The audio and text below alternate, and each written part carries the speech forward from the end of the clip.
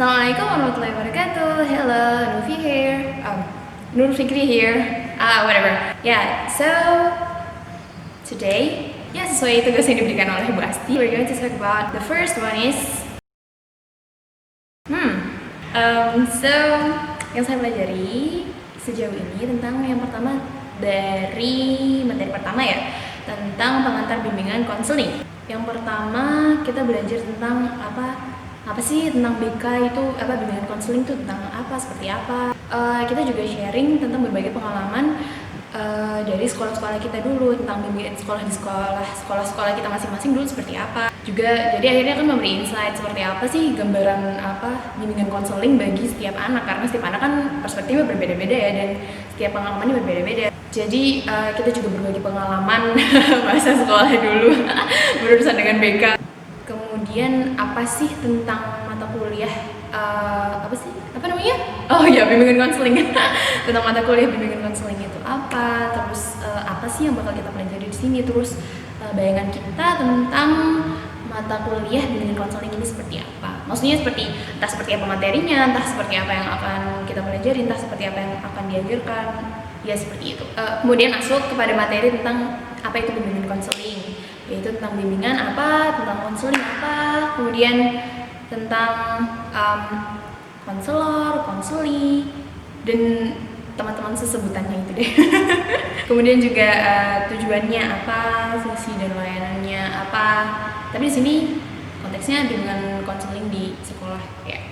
Karena kita tadi kan awalnya tadi kan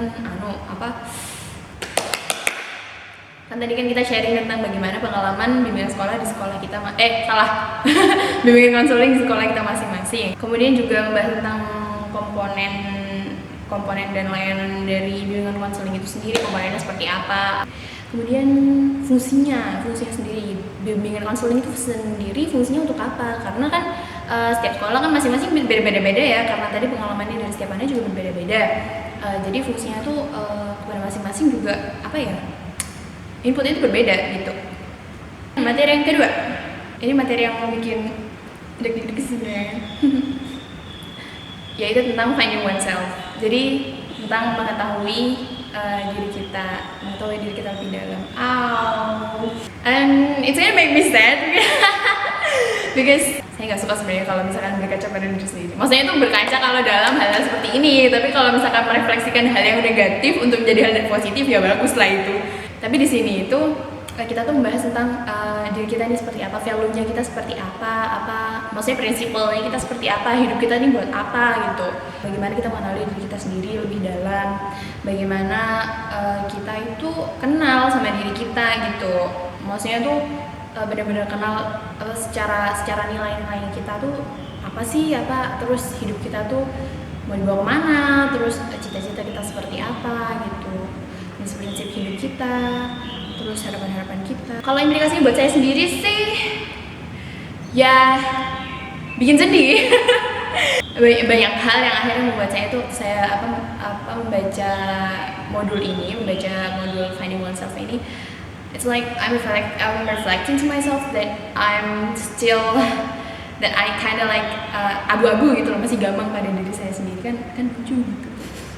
Dan seperti saya itu juga menyadari diri saya sendiri kalau saya tuh emang not fully understanding myself gitu loh, kayak saya tuh selalu berada pada posisi orang lain tapi jarang sekali memposisikan diri saya sebagai diri saya sendiri, which is sering membuat saya tertekan dan lain-lain. Ya seperti itulah kira-kira. Setelah itu we're talking about stress. Jadi tentang stress itu sendiri, asalnya dari mana, terus juga jangka waktunya, ada yang long term, ada yang short term, seperti itu juga. Terus tentang resistensi seseorang itu dalam menerima tekanan, sehingga akhirnya itu kan dari tingkatan yang nggak terlalu sampai bikin fisik sakit juga, terus habis gitu yang makin parah. Maksudnya kan semakin banyak tekanannya, semakin orang itu gak bisa menerima gitu lah, semacam seperti itu. Kita belum bahas tentang coping with belum bahas coping with stressnya, cuma lebih ke manajemen stressnya. Gimana kita tuh harus mengatur diri kita untuk nggak sampai kayak stressful, so stressful. Lebih ke bagaimana strateginya itu untuk menempatkan diri kita tuh untuk bisa tetap stabil gitu. Meskipun kita stres ya at least gak sampai kita yang sampai serius seperti itu. Terus untuk manajemen ke diri saya sendiri saya masih gak bisa. Lots of things happen to me, and dari situ juga saya akhirnya belajar sih, maksudnya oh berarti kedepannya tuh nggak I don't need to be stressful about things that I don't even know what's going to be next gitu loh. Maksudnya kayak saya nggak tahu kan future saya seperti apa gitu loh. Jadi ya I don't need to be real stressful about that gitu. Ya udah jalanin aja apa yang ada di depan mata, karena juga lagi pandemi juga kan. Terus akhirnya kan so many things happens, and banyak tekanan juga akhirnya, karena saya dapat ini, dapat amanah ini, dapat tanggung jawab ini juga kan, akhirnya kan boom, my resistance is not that high. So jadi waktu saya dapat banyak tanggung jawab, banyak amanah, terus banyak tugas, dan I have to cope with many things. It's gonna make me stressful, especially this semesters, karena pandemic things, and it makes me really crazy. But saya sendiri juga sudah mulai untuk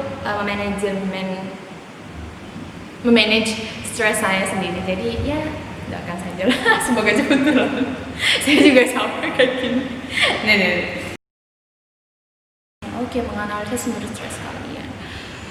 Kalau misalkan mau diusut lebih jauh sih, sebenarnya sumber stresnya kan dari, kalau misalkan saya pribadi ya, sumber stres saya tuh semacam trauma, I think. Ya, semacam itu deh. Soalnya saya dulu kayak semacam punya masalah hidup. Masalah hidup. I mean I have some problems with my close friends, if I may say. No, let's just say they're friends of mine. Nah, itu di situ saya semacam jadi punya traumatic experience, karena saya merasa kayak I am betrayed. That time I am betrayed, kayak saya tuh akhirnya tuh disisihkan kayak gitu apa. Jadi tuh saya berakhir malah menyalahkan diri sendiri seperti itu. Kenapa sih saya sampai seperti ini? Saya salah apa memangnya gitu? Apakah saya kurang baik untuk mereka gitu? Soalnya saya merasa sebelumnya tuh saya udah baik banget gitu loh sama mereka. Maksudnya saya ngerti kok skip. Ya jadi ceritanya seperti itu kira-kira. Pokoknya akhirnya berakhir pada saya tuh menyalahkan diri saya sendiri, karena saya pikir apakah saya kurang baik untuk mereka? Apakah saya kurang bagus untuk mereka? Seperti itu. Soalnya ya itu, saya jarang memperhatikan diri saya sendiri. Jadi saya sering banget gak jujur sama diri saya sendiri. Daripada saya menyakiti orang lain, mending saya menyakiti diri saya sendiri gitu loh. Pokoknya as long as they are comfortable with me gitu, pokoknya saya nggak apa-apa gitu. Terus setelah itu akhirnya habis gitu ya, time goes by, and akhirnya lama-lama udah mulai ya udah sih gitu, ya udah let it go aja deh gitu. Itu kalau nggak salah itu waktu sekitar SMA ya. Waktu SMP sebenarnya ada juga masalah seperti itu, kayak not so different. That bad experience itu berulang-ulang dari SMP terus kemudian pada fase selanjutnya gitu. Jadi perasaan itu tuh masih ada gitu loh. Ya bagaimanapun ya susah ya kalau misalkan mau menghilangkan rasa kayak gitu. Maksudnya itu rasa sedihnya, rasa sakitnya gitu. Itu tuh apalagi disiram air lagi atau terus dikasih garam gitu kan, sakit gitu. Ya semacam itulah. Ya, back to the point. Terus setelah itu kuliah, karena saya dulu kan waktu SMA itu angkatan awal-awal, dan gak banyak persiapan untuk kuliah. Sebenarnya bukan kaget sekaget itu sih sama dunia kuliah, enggak. Soalnya saya sendiri, saya pribadi tipe orang yang gampang beradaptasi sama hal baru gitu. Tapi setelah itu tuh nambah lagi karena tuntutan untuk belajar. Maksudnya saya sendiri tuh menuntut diri saya sendiri untuk belajar sebaik mungkin agar mencapai ekspektasi orang lain gitu. Maksudnya orang-orang tuh berekspektasi tinggi pada saya kalau saya tuh bisa mencapai ini gitu. Ya saya berusaha untuk memenuhi ekspektasi itu gitu. Ya, pokoknya itu bagaimana caranya saya itu bisa sampai pada titik yang ingin saya tuju gitu loh, dan yang orang-orang tuh sudah bayangkan gitu. Maksudnya kan orang-orang tuh membayangkan saya tuh bisa kok nyampe kayak gini-gini, itu tuh gampang buat saya, padahal tuh sebenarnya tuh banyak effort yang harus saya keluarkan gitu loh. dan akhirnya tuh membuat saya sendiri tertekan ya, itu emang salah saya. Sudah sih, ya udah akhirnya lambat laun sedikit saya mulai belajar untuk mengatasi hal kayak gitu. Nggak perlu lah kayaknya harus sampai memenuhi ekspektasi orang banyak gitu, sampai harus menyakiti diri sendiri kan. Ya udah akhirnya saya belajar sedikit mulai lebih tegas lagi sama diri saya sendiri, ya lebih strict lagi lah sama diri sendiri supaya nggak tambah jatuh gitu loh pokoknya. Ya manage kayak gitu emang nggak gampang sih, emang butuh waktu lama, emang butuh pelan-pelan ya.